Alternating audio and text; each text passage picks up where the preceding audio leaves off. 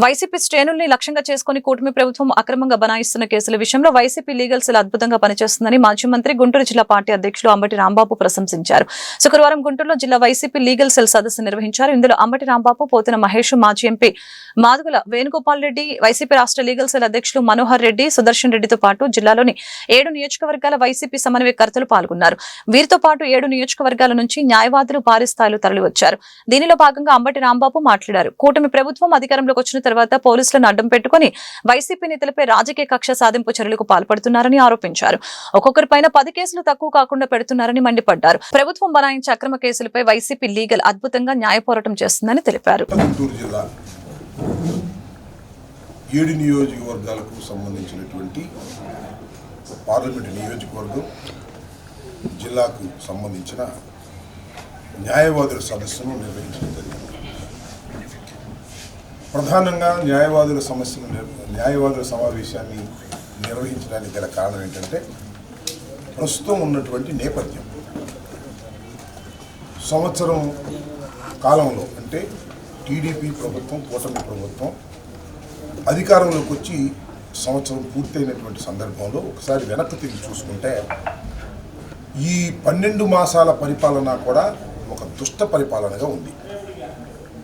అభివృద్ధి కార్యక్రమాలు లేవు, సంక్షేమ కార్యక్రమాలు అమలు లేదు, ఇచ్చిన వాగ్దానాలు నెరవేర్చినటువంటి సందర్భం లేదు.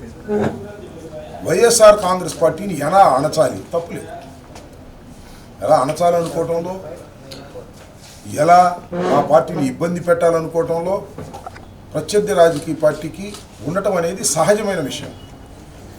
ఇల్లీగల్గా మమ్మల్ని ఇబ్బంది పెట్టాలని,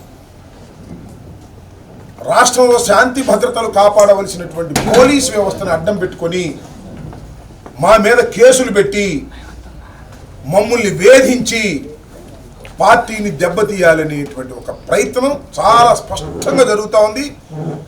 ఆ ప్రయత్నం అందరికీ అర్థమైంది. కేసుల మీద కేసులు, కేసుల మీద కేసులు, అనవసరమైన కేసులు, అక్రమమైన కేసులు పోలీసులు పెడతా ఉన్నారు. చంద్రబాబు నాయుడు గారు, లోకేష్ చెప్తున్నారు, పోలీసులు పెడతా ఉన్నారు. ఇది ప్రజాస్వామ్య దేశంలో ఇలా జరగడానికి వీల్లేదు. ఈ సంవత్సరం పాటు జరిగిన దుష్ట పరిపాలన మీద న్యాయవాదులుగా మేము స్పందించాల్సిన అవసరం ఉన్నది అనేటువంటి ఉద్దేశంతో గుంటూరు జిల్లాకు సంబంధించిన న్యాయవాదులందరూ కూడా సుమారుగా 200 పైచిలకు మంది న్యాయవాదులు వాళ్ళ సమావేశమై ముక్త కంఠంతో పోలీసులు చేస్తున్నటువంటి ఇల్లీగల్ యాక్టివిటీస్ని తీవ్రంగా ఖండించడం జరిగింది. సింపుల్ ఇల్లీగల్ యాక్టివిటీ ఈయన పెద్దగా ఏం చెప్పను నేను, ఒక్క మాటతో అర్థమైపోద్ది మీకు. కొమ్మినేని శ్రీనివాసరావు గారు సాక్షిలో మోడరేటర్, ఆయన మీద కేసు పెట్టారు. అది కూడా అన్యాయమైన కేసు.